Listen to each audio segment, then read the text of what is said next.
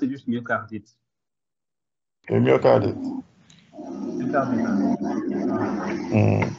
Il y a réellement un problème avec le truc écologique. Donc, qu'il faut revoir. Et qu'on insiste beaucoup sur les myocardites virales, mais je pense qu'aussi il faut parler d'autres causes de myocardite. Mhm. Ensuite, c'est très important de donner la démarche diagnostique. Quand vous avez des pathologies comme ça qui sont assez fréquentes et assez bateaux, comme libellé, parfois c'est important de bien systématiser le cours et puis de sérier les manifestations. Vous avez pris, je pense, la myocardite du nourrisson, la forme du nourrisson. C'est la forme, c'est la forme la plus fréquente. Donc après, il faut beaucoup insister sur la physiologie qui est spécifique au nourrisson. Ensuite, l'un des critères diagnostiques essentiels également dans le contexte, la radiographie du thorax, il faut bien décrire. Souvent, des patients qui arrivent en stade d'insuffisance cardiaque constituée et tout ça. Donc voilà, ce qui attire en premier, c'est cette cardiomégalie énorme qu'il faudra après aller explorer à l'échographie notamment. Mais on revenir un peu sur les signes d'orientation de l'ECG aussi, avec le microvoltage et tout. Je pense qu'il y a aussi le cours sur l'ECG qui suit après. Je pense que ce serait important aussi d'insister là-dessus pour donner un peu les critères pour le microvoltage, mais également le décalage inférieur ou supérieur du segment SPI, également des ondes dévoilées, les anomalies de la repolarisation. Ça aussi, c'est très important. Vous puissiez mettre des images qui permettent aux gens de voir, de leur montrer, et puis ça leur permet de bien fixer les choses. L'échographie, comme Soleil l'a dit, il faut mettre des images dynamiques qui permettent aux gens de savoir que devant une telle image, voilà, on est devant un cœur qui est hypocontractile. Donc, l'hypocontractilité s'apprécie par la fraction de raccourcissement ainsi que la fraction d'éjection, qui sont deux paramètres d'ailleurs qui évoluent dans le même sens. Donc, si tu as l'un, tu as aussi l'autre. C'est juste une question de volume et une question de diamètre. La fraction de raccourcissement, c'est par rapport au diamètre. La fraction d'éjection, c'est par rapport au volume. Donc, le raccourcissement, c'est diamètre, c'est le diastolique, moins diamètre, c'est le systolique, sur diamètre, c'est le diastolique, volume aussi, c'est volume, c'est le FE, c'est par rapport au volume, donc c'est volume, c'est le diastolique, moins volume, c'est le systolique, sur le volume, c'est le diastolique. Donc, c'est des fractions que ça donne pour dire que, voilà, devant quel chiffre de fraction vous avez une contractilité du cœur qui est bonne ou bien qui est mauvaise. Donc, pour la fraction de raccourcissement, c'est pas la limite. Pour la fraction d'éjection, c'est 60 la limite. Voilà. Quand vous avez un enfant qui a une fraction de raccourcissement qui est à moins 30, donc la contractilité n'est pas bonne, donc c'est hypocontractilité. Pareil aussi pour la fraction d'éjection. Maintenant, aujourd'hui, il n'y a pas de consensus par rapport à la mise sous anticoagulation et la fraction de raccourcissement à la fraction d'éjection. Je me rappelle que prof, on avait assisté à au séminaire de cardiologie où il était avancé, je pense, selon des données suisses. Si la fraction d'éjection était à moins de 25%, le patient devait être sous anticoagulation. Après, dans d'autres pays, bon, notamment moi, quand j'ai été à l'étranger, bon, ils ont répété cet argument-là. Pour eux, la mise sous anticoagulation doit être justifiée. Il faut la présence d'un contraste, comme vous avez dit, ou bien carrément, lorsqu'un thrombus est identifié à l'échographie, il faut mettre sous anticoagulation. C'est une anticoagulation qui n'est pas dénuée de risque, quoi. C'est ça. Et c'est surtout, c'est difficile de les équilibrer à cet âge-là. C'est ça, c'est tout ça. C'est tout ça. Surtout dans notre contexte où on a vraiment un problème de conditionnement et tout ça, mais aussi un problème de surveillance de l'INR. Souvent, dès qu'on instaure le traitement, on a des difficultés pour pouvoir les monitorer par la suite.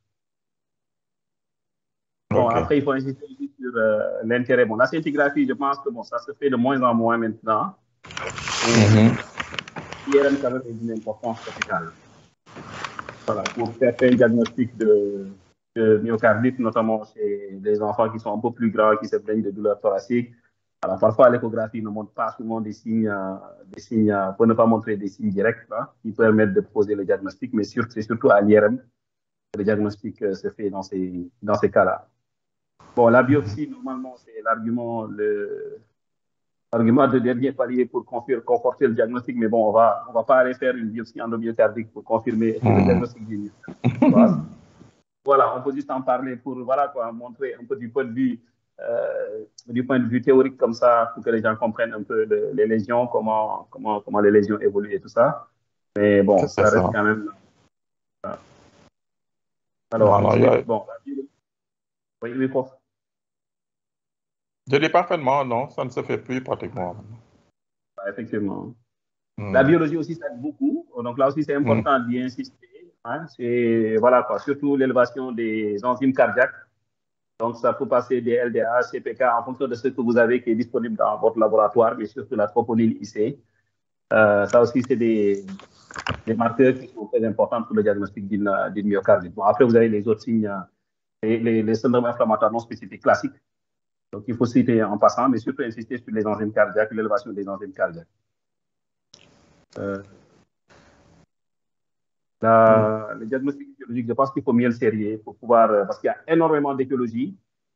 Et après, proposer aussi selon Mhm. vos références, quel est l'algorithme de prise en charge. Parce qu'en fonction des pays, des services et autres, bon, il y a un algorithme de prise en charge qui est proposé. Moi, le centre où j'étais, c'est un enfant avec myocardite, avec dilatation VG importante et tout ça. Bon, voilà, c'est tout l'arsenal thérapeutique est mis pour supplémentation vitaminique, tout ce que vous voulez. Et puis après, on commence à chercher la cause, quoi. Voilà. Et Hmm. comme le docteur Souley a dit, bon, voilà, quoi, dans les cas où ça évolue vers la chronicité et tout ça, bon, après, c'est des patients qu'il faut mettre sous liste de greffe et éventuellement pouvoir les greffer, quoi. C'est l'une des premières indications de greffe cardiaque chez l'enfant. Merci beaucoup, prof. Merci. Ouais. C'est vrai que pour les greffes, et c'est surtout pour les cardiomyopathies hypokinétiques, en général, les CMD d'origine virale myocardite, ils récupèrent. Hein. Beaucoup récupèrent au bout de 18 à 24 mois. Maintenant, c'est vrai qu'au-delà, si la fraction reste basse et qu'ils ne récupèrent pas, bon. Parce que il faut voir que les signes régressent généralement dans le mois. Tout le tableau clinique d'insuffisance cardiaque, là. Mais la fraction reste mauvaise. Chaque fois que vous faites l'échographie, vous allez voir un cœur qui se contracte à peine, mais qui va assurer un débit normal et l'enfant sera complètement asymptomatique, mais il aura besoin de ces médicaments. C'est toujours impressionnant quand vous les suivez, de les voir qui s'amusent presque, et quand vous faites l'écho, vous avez une fraction à 15%. Après, ils récupèrent progressivement dans le temps. Maintenant, ceux qui ne récupèrent pas, effectivement, c'est ça, c'est des indications de greffe. Mais c'est plus dans le domaine de ceux qui sont d'origine génétique ou métabolique que des viroses. Voilà, parce que quand on trouve les cardiomyopathies comme la carnitine, il suffit de les supplémenter pour qu'ils guérissent. Les autres qui développent après les obstacles, ça aussi, quand on fait la chirurgie, etc., il y en a qui récupèrent au bout d'un certain temps, etc. Donc, c'est un peu ça, quoi. Même l'IRM, c'est bien et tout, pour qui, mais c'est intéressant dans les cardiomyopathies hypertrophiques. Là-bas aussi, il faut déterminer ce qu'on appelle le rehaussement tardif, et ça joue sur le pronostic.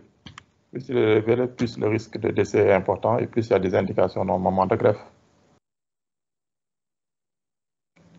Voilà, en gros, c'est ça, mais bon. Mais c'est des malades qu'on prend difficilement en charge ici. Hein. Parce qu'ici, on n'a que digoxine et captopril. Parce que même l'idéal, c'est aldactone, parce qu'on n'a plus de LEM.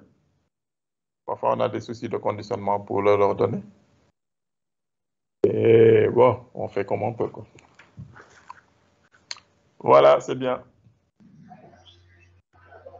Alors, normalement, on devait faire l'ECG, mais je pense que l'ECG, on a oublié de vous le partager. Donc, a priori, personne ne l'a préparé pour aujourd'hui. Il faudra qu'on le reprogramme pour faire l'ECG pédiatrique.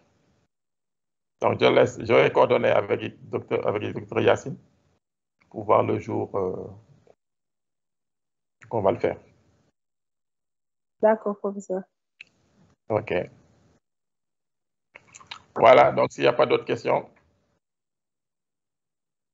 peut-être la semaine prochaine ou bien la semaine qui suit, mais bon, on verra quand est-ce qu'on va le faire. Après le CG, on programmera pour les questions à préparer pour l'évaluation.